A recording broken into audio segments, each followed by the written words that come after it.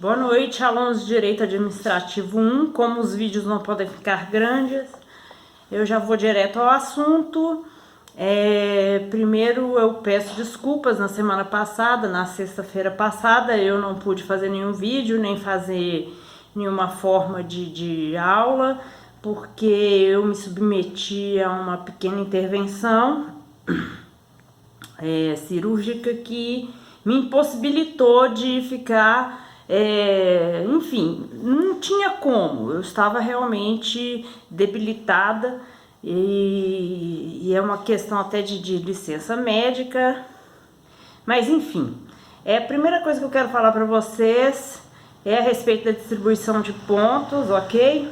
A distribuição de pontos está da seguinte forma, dos 100 pontos a serem distribuídos: 10 pontos do estudo dirigido 1 e da primeira prova, 20 pontos vocês já fizeram, né?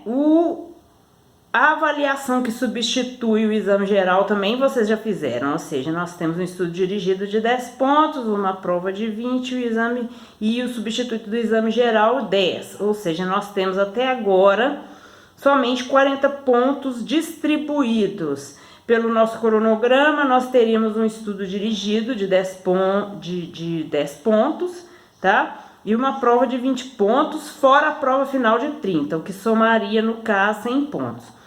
Esse estudo dirigido de 10 pontos, eu vou mostrar qual é a atividade hoje, agora. Qual é a atividade que vocês vão fazer para poder fazer, né? Poder, enfim, distribuir esses 10 pontos. Depois nós vamos fazer uma prova, vai ser uma prova virtual, eu vou estabelecer todas as regras para vocês na semana que vem, é coisa muito simples, tá? Valendo 20 pontos, vai ser múltipla escolha, de antemão já lhes falo, tá? E lá no final das contas, 30 pontos de prova final. Bem,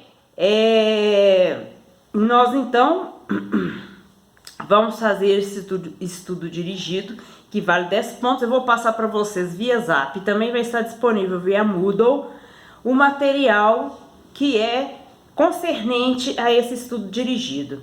Na verdade, esse material é para vocês fazerem um resumo. Esse resumo valerá 10 pontos. Eu deixarei o material de resumo, repito, no Moodle e principalmente no nosso grupo de WhatsApp, tá? Esse resumo vocês vão me enviar até o dia 5, que é a próxima sexta-feira, ok? E vocês podem fazer esse resumo manuscrito, digitado, me enviando sempre no mesmo modo que vocês estão acostumados, no meu e-mail mulici07@gmail.com ou no meu WhatsApp particular, não no grupo, tá? E outra, vocês podem optar em fazê-lo em dupla ou individual. Isso é interessante, né? Porque eu acho que é um material de um conteúdo que eu costumava muito em aula presencial fazer com que os alunos apresentassem um trabalho, né?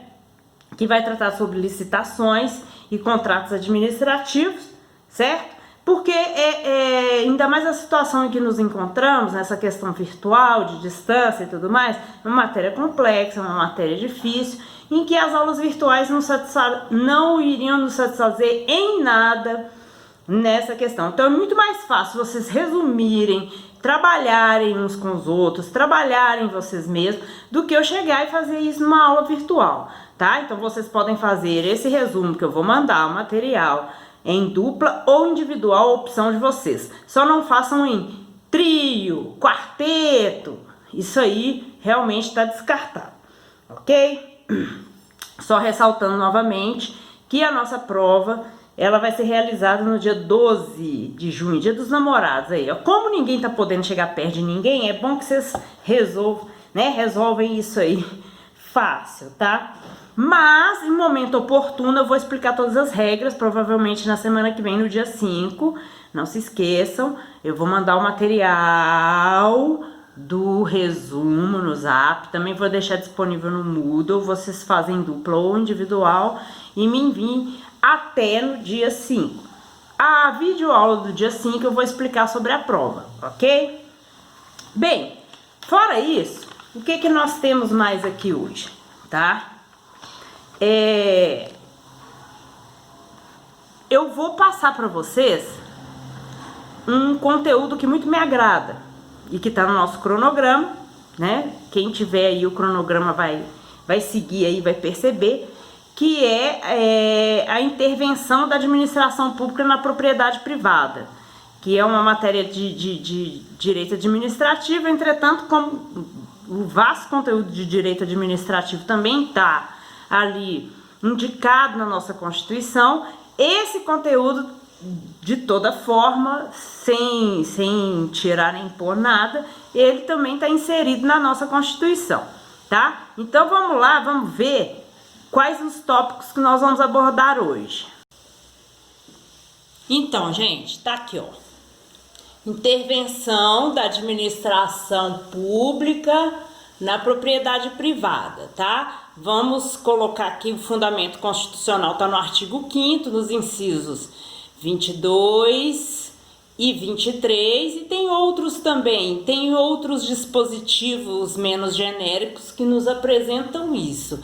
Quais são as formas de intervenção da administração pública na propriedade privada? Servidão administrativa número 1, requisição número 2, ocupação temporária número 3, limitações administrativas número 4, tombamento número 5 e desapropriação número 6. Já deixando claro para vocês que a nossa próxima aula teórica vai tratar sobre polícia administrativa, que também é um assunto que muito me agrada tratar. Bem, gente, haja vista que o nosso tempo é limitado e que a internet, principalmente aqui no lugar onde eu moro, não colabora muito, né? E tá um frio danado, tipo Europa. Eu tô com 2 blusas de frio, não reparem, tá? Não dá para colocar roupinha bonitinha, não.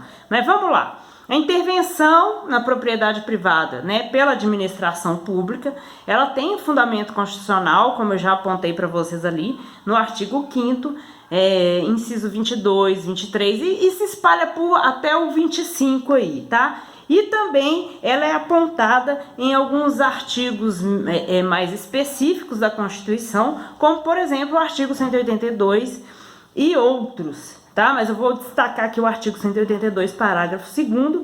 Mas, enfim, de onde tira isso? A administração pública poder intervir na propriedade privada. Isso aí, às vezes, pode nos parecer longínquo, absurdo, mas é besteira. Isso aí está presente na nossa vida o tempo todo. A primeira coisa que eu posso apontar para vocês como exemplo é a questão do plano diretor das cidades. O plano diretor das cidades é uma forma da administração pública intervir na propriedade privada, ou seja, você não pode construir ali, você não pode construir dessa forma, você não pode fazer determinada obra em determinado lugar, muito relacionado à questão de propriedade urbana, apesar de que não é só isso, ok? Então vamos lá, qual o nosso primeiro tipo, como eu já tinha apontado ali, é a servidão administrativa. O que é servidão administrativa? Provavelmente vocês já tiveram aula de direitos reais, eu não sei como é que tá nisso aí de direito civil, tá? Vocês têm uma ideia do que é servidão, mas existe a servidão fora do direito civil, né? No setor privado, a servidão administrativa. O que é? A servidão administrativa é um direito real, aí ó, a ligação com o direito civil, mas é um direito real público, que autoriza o poder público a usar a propriedade imóvel para permitir a execução de obras e serviços de interesses coletivos. Gente, não há dúvida, isso é muito claro, ou seja, eu vou utilizar esse bem imóvel porque eu preciso, a administração pública precisa de instalar algumas coisas.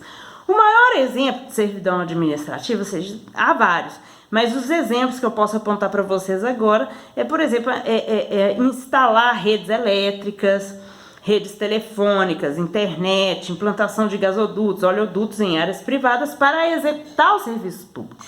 Então, por exemplo, aqui em Minas está usando muito agora começar a instalar o gás canalizado. Então, ele pode ali, o Estado, utilizar da servidão pública para poder entrar naquele prédio e fazer a instalação desse gás canalizado, tá? Então, não há mistério. Por quê? Porque nós, particulares, não podemos fazer instalação de gás canalizado, de luz elétrica. Se faz é ilegal, igual esse povo fica fazendo gato aí, tá? Então, voltando aqui, a servidão administrativa é um direito real público que autoriza a administração pública a usar a propriedade imóvel para permitir a execução de serviços de interesse público, tá?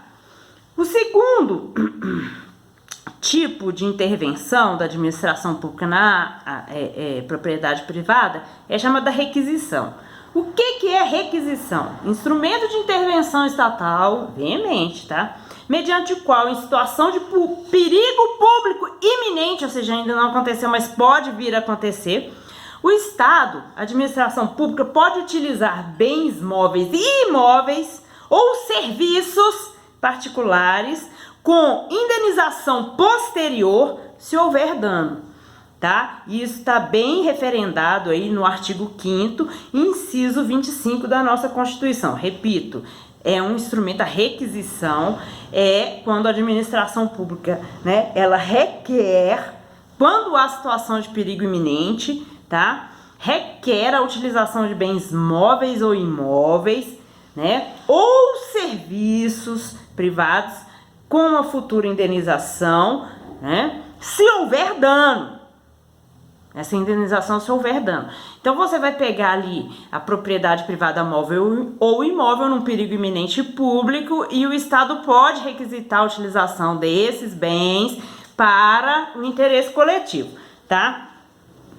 Essa situação de perigo público, ela pode ser decretada de ofício pelo administrador público e ela é decretada de imediato, não tem intervenção do judiciário nem nada, tá?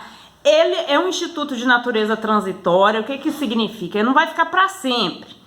Na hora que o perigo público acabar, acabou essa requisição, tá? O exemplo que nós temos, utilizando toda essa situação que nós estamos vivendo, é a requisição, por exemplo, de leitos em hospitais privados para tratar aquelas pessoas que estão acometidas do coronavírus, tá? Na Espanha isso aconteceu, só fazendo uma referência internacional para vocês entenderem. Então, perigo iminente do povo ficar sem tratamento e tal por causa do coronavírus. O Estado, se ele decretar esse estado de perigo, ele pode requisitar do setor privado leitos dos hospitais particulares para que esses cidadãos sejam tratados. Isso aí é perfeitamente visível na nossa lei, tá?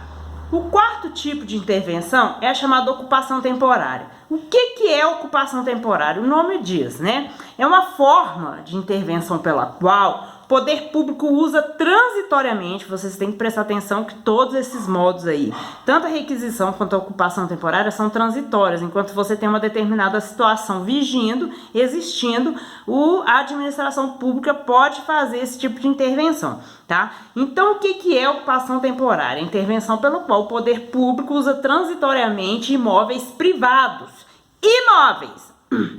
Enquanto a requisição pode ser bens móveis e imóveis e serviços particulares, a ocupação temporária diz respeito apenas a bens imóveis privados como meio de apoio à execução de políticas ou serviços públicos de emergência, tá? Então, o que nós temos aqui, por exemplo? Um exemplo também óbvio, utilizando essa questão da pandemia, é usar, isso foi feito aí em alguns estados, eu não sei se em Minas, eu creio que em Minas também deve ter sido feito, usar certos imóveis particulares para montar hospitais de campanha, haja visto o perigo iminente, o perigo que existe aí relacionado à pandemia, tá? Então, por exemplo, galpões, pode pegar um galpão privado e fazer a ocupação temporária, mediante esse decreto de necessidade, tá? Para construir hospitais de campanha, ok? Bem, a número 4 são as limitações administrativas.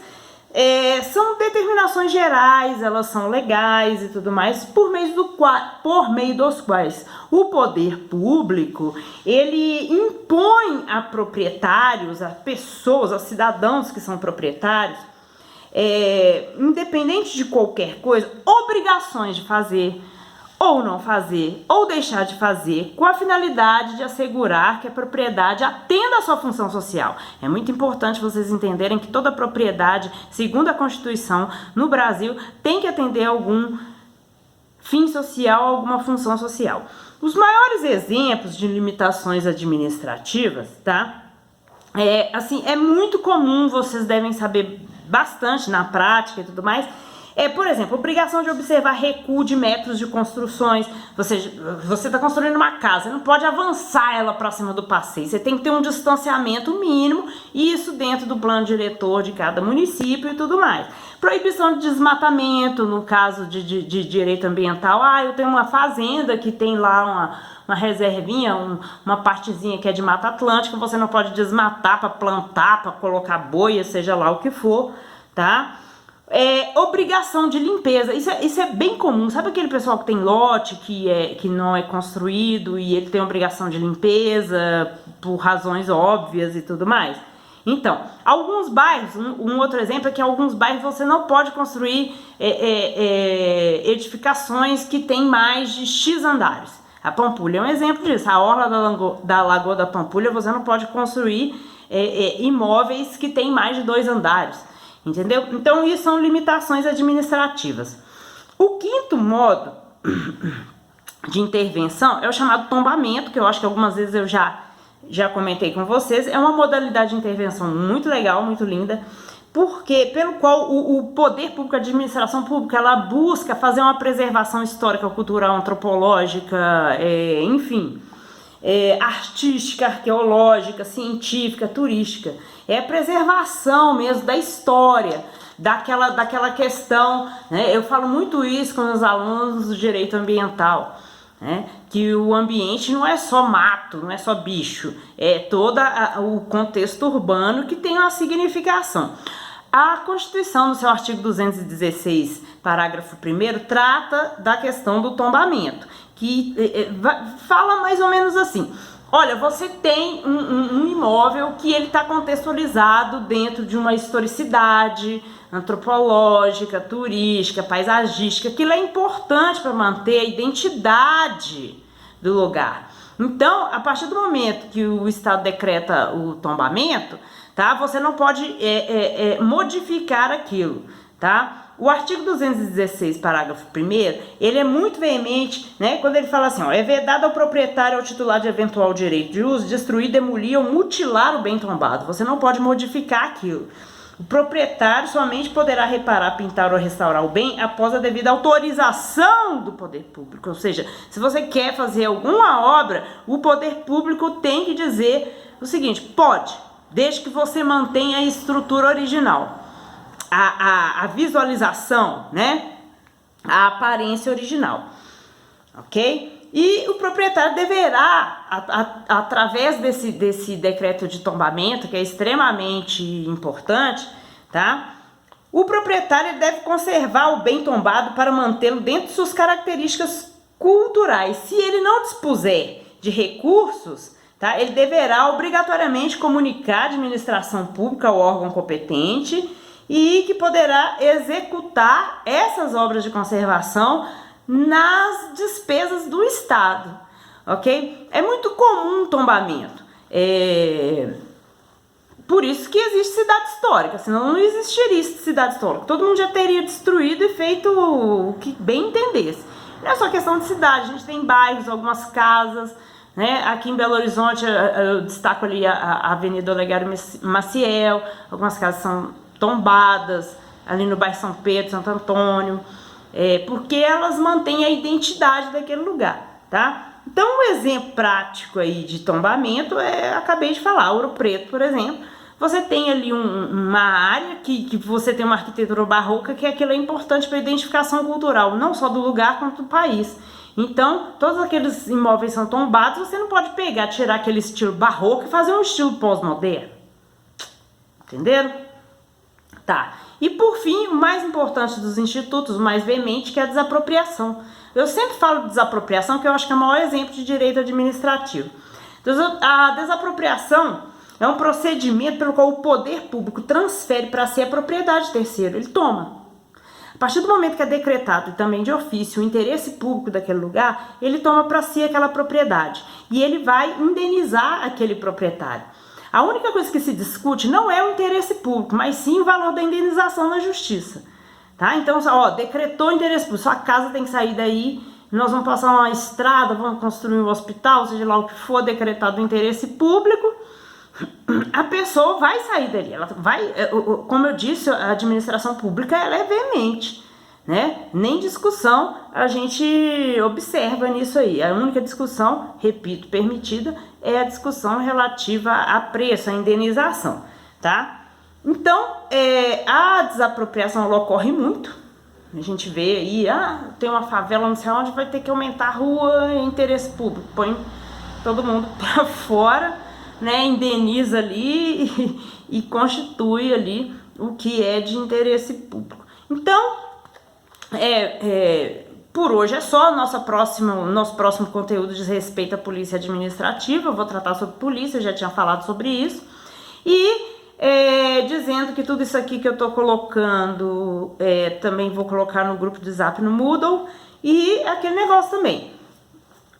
Atenção, que eu vou deixar o material para resumo, o que vai valer 10 pontos, o que seria a substituição do nosso estudo dirigido, e depois, na semana que vem, vamos tratar como nós vamos fazer a prova, tá? Então, para não ficar muito grande, que o vídeo já está imenso, muito obrigada, tenha uma boa noite e corta.